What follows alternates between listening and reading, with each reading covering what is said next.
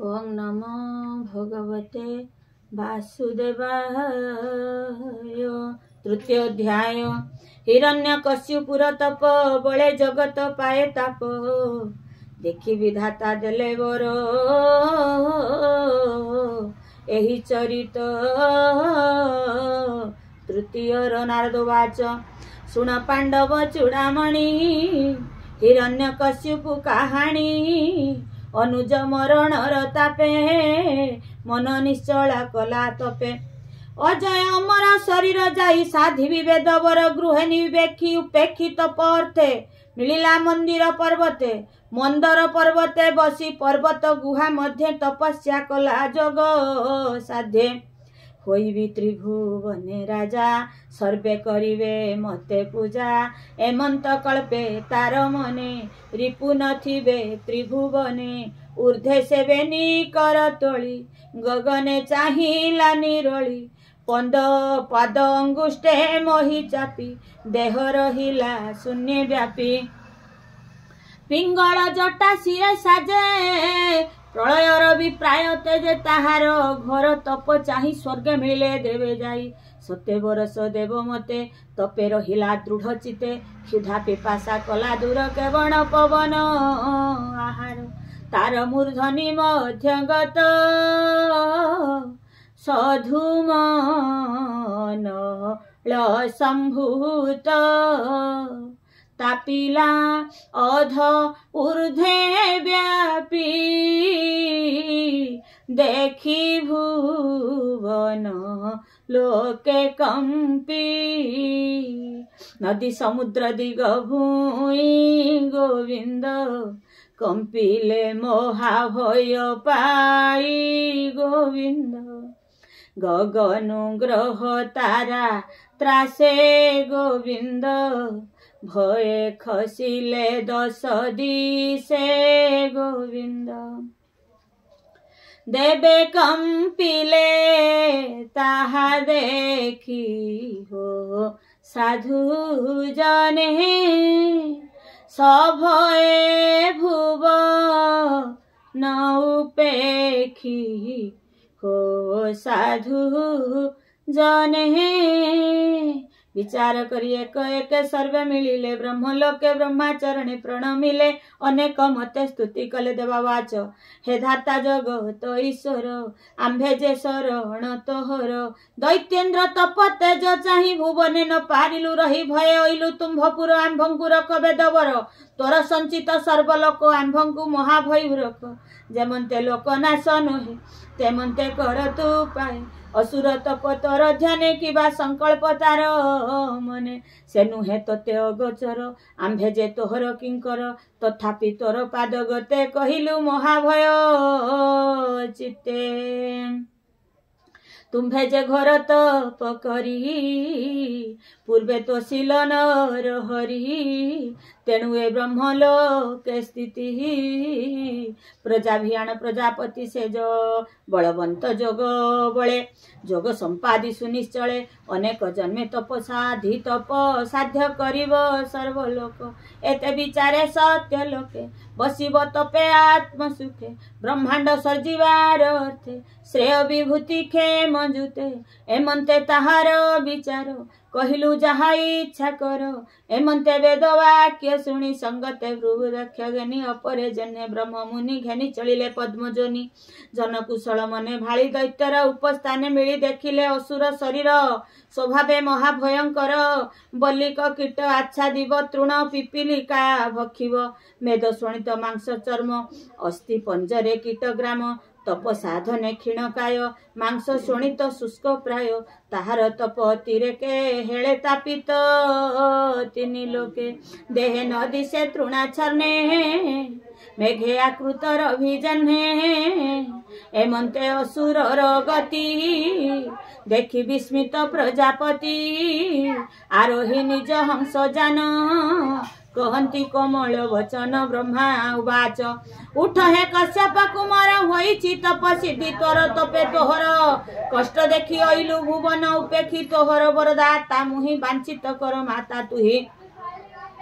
बांछित बर माग तुही तपे तपरी स्थिरमती केहवा भुवने अछंती अद्भुत देखिली मु तते तो सम नाहंती जगते मांस भक्षित कीट जुथे प्राण अछई अस्ति गते पूर्वे जे थिले मुनि जने तपो आचरी घोर वने तोहर प्राय के अछंती निरंबु भक्ष अनेक रहंती सते बरस वेद मते तपे साधिलु ए जगते भूत भविष्य वर्तमाने देखिला नाही त्रिभुवने दुसह तपे तोहर मन वचने अगोचर तो तपनिष्ठा दृढ़ चित्ते स्वभावे जिणिलु तू मते सिद्ध तोहर तप दीक्षा मागत मने जे आबा इच्छा देवलोकंक दर्शने निश्चल नुहे मर्त्य जने नारद वाच एमंत कही ताकु बाणी दया सागर कुश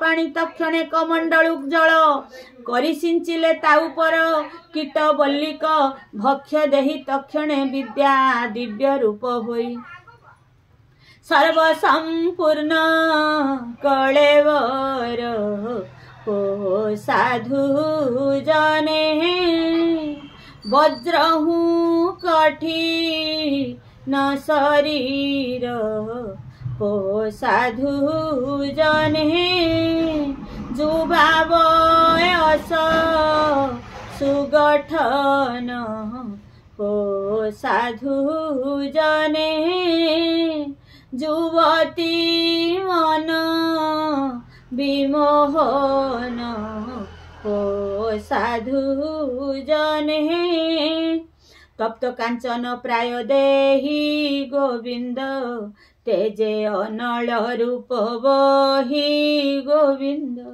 लोचन घसी चाहे बेगे गोविंद धातांकु देखे शून्य मार्गे गोविंद हंस वाहन रूप चाहि न मिला दंड प्राय होई ब्रह्मार दर्शन उत्सवे निष्ठुर तपर प्रस्तावे कर अंजलि सिरे देई लोम पुलक तनु होई आनंदे अश्रु गद गदे स्तुति करई पद्मपादे हिरण्य कश्यपु वाच ए नमस्ते प्रभु वेदपति त्रिलोक तोहर कीरति कल्पन्तरे काल बळे घोर धार ए शयळे निज शरीर तेज पुंजे लोक प्रकाशु आत्मा रुजे आत्मी आत्म त्रिगुण माया घोरे सर्जई पाळई संहारे तेणु त्रिगुण धाम जुते हे देव राय नमस्तुते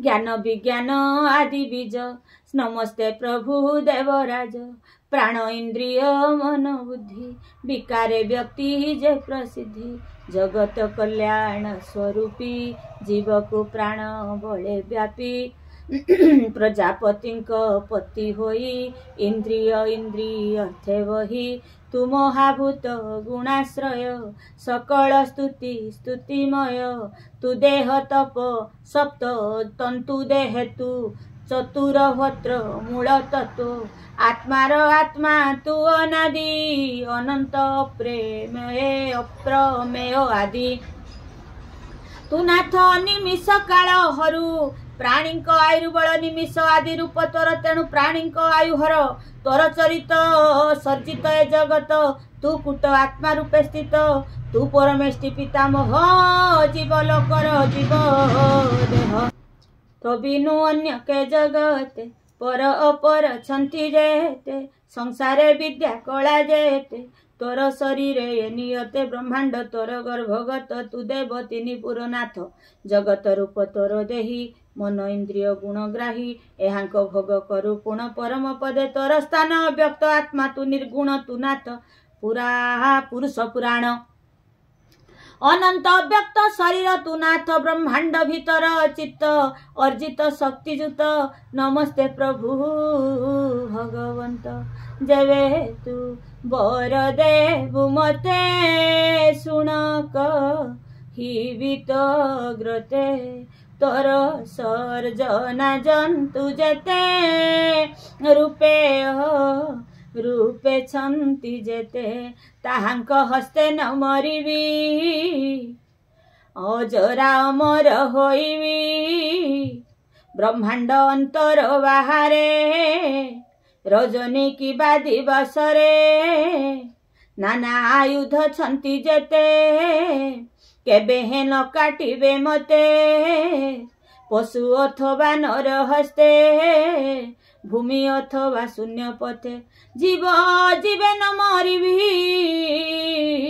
नित्य निर्भये मु बंचिबी सुर सुर सर्पघाते विजग न करिबे मते समरे मोर तुले बळे केही नहिबे एसयळे होइबी त्रिभुवने राजा सर्वे करिबे मते पूजा दिगपालंक मध्य गते तोहर महिमा जेमन्ते तप मतप महिमा प्रभाव केबे हे विनाश नहिबो एमन्ते ब्रह्मार सम्मुखे बर मागिला आत्मा सुखे कर अंजलि सिरे देई हो साधु जने ब्रह्मार श्रीमुखकु चाही हो साधु जने भणई दास जगन्नाथ सप्तम स्कंदे भागवत नारद युधिष्ठिर वाणी शुणी संसारुतर प्राणी इति श्रीमद्महाभागवते महापुराणे परमहंस संहितायां सप्तम स्कंदे हिरण्यकश्यपो वरजाचनं नाम तृतीय अध्याय।